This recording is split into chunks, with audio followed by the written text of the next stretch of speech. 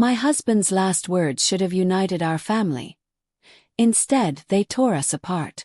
I never thought my own children would betray me, all because of money. But when they pushed me too far, I taught them a lesson they'll never forget. I'm Margaret, a 67-year-old widow. My husband Richard passed away 3 years ago. We had built a quiet, comfortable life together. 40 years of marriage, filled with struggles, love, and sacrifices. Richard wasn't born rich, but he worked hard, investing in a small construction company that grew over time. By the time he died, we had a modest fortune, our family home, savings, and shares in his company. We always believed in fairness. Our dream was simple. When we were gone, our 2 children, Michael and Anna, would share everything equally. Richard used to say, "Family first. Money means nothing without love." But grief does strange things to people. After his funeral, I saw cracks forming in my family that I had never noticed before. Michael, my eldest, was always ambitious, a go-getter. He had inherited Richard's sharp business sense but also his stubborn pride. Anna, on the other hand, was softer, more artistic. She cared little for money but longed for love and approval. In the beginning, they comforted me. They visited often, helped me through the loneliness. But when whispers about the will started surfacing, everything changed. Richard had left everything in my name first. He trusted me to handle it fairly and to pass it down when the time was right. But Michael, he wasn't happy about that. One evening, Michael cornered me in the living room. "Mom, you know Dad would have wanted me to handle the business. You're not equipped for this.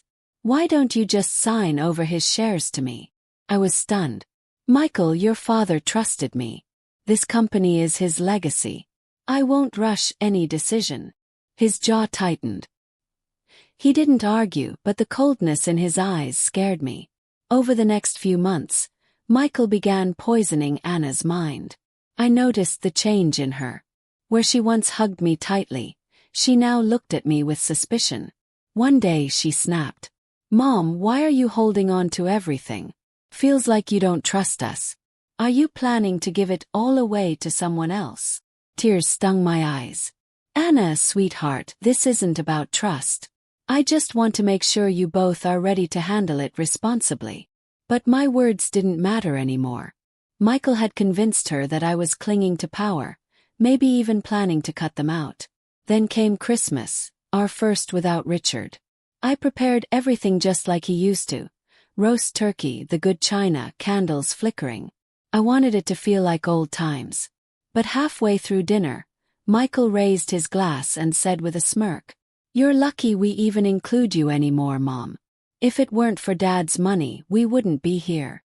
The room went silent. Anna looked down, refusing to meet my eyes. My heart broke in that moment. My own children, reducing me to nothing but a gatekeeper of money. That night I cried myself to sleep. But by morning my tears had dried into steel. If they wanted a war over inheritance, I would fight, but not the way they expected. I visited Richard's lawyer the next week. He was a kind man who had known our family for decades. I told him everything. The manipulation, the disrespect, the betrayal. He leaned backside and said, "Margaret, you don't deserve this. If you want, we can set up a trust. You'll still be in control, but your children won't be able to touch a cent until they've proven themselves." An idea sparked in my mind.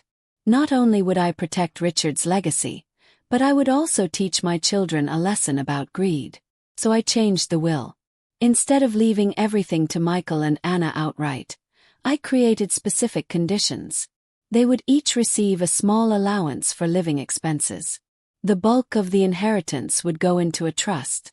To access it, they had to work together, showing unity, responsibility, and respect. But I added one final twist. If they failed to meet those conditions within 5 years, the entire estate would be donated to charity. When Michael and Anna found out, they were furious. "You're punishing us," Michael shouted. "No," I said calmly. "I'm protecting your father's legacy. If you can't respect me, at least respect him." For months they barely spoke to me. Michael tried to challenge the will legally, but the lawyer had drafted it airtight. Anna stopped visiting altogether. The silence was painful, but I held my ground. A year passed. I spent my time volunteering, finding joy in helping others. Slowly, I made peace with the idea that my children might never change.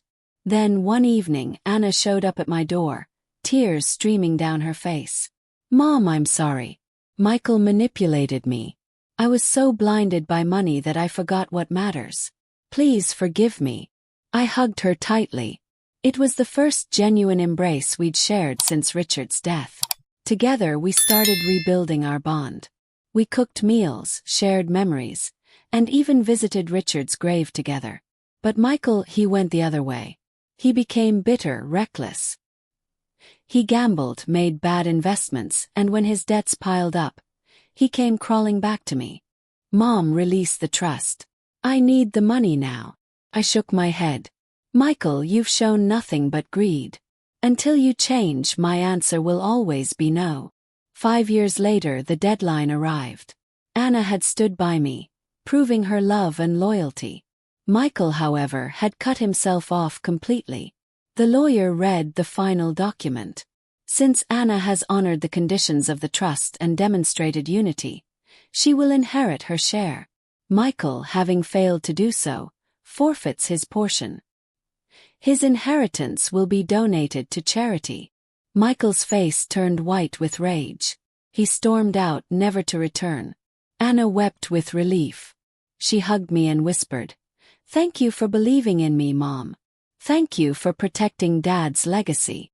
And so, my husband's dream lived on, not in the wealth itself, but in the values it represented. Love, respect, unity. Sometimes, betrayal reveals the true heart of a person. Money can divide families, but it can also test them. In my case, it showed me which of my children valued love over greed. As for Michael, I still pray that one day he'll find his way back. But until then, I have peace knowing that Richard would be proud of the choices I made. Because in the end, inheritance is more than money. It's the legacy of love we leave behind. And that's the story of how betrayal turned into redemption, and how one mother protected her family's legacy with wisdom and strength. If you enjoyed this story, don't forget to like, share, and subscribe for more emotional tales.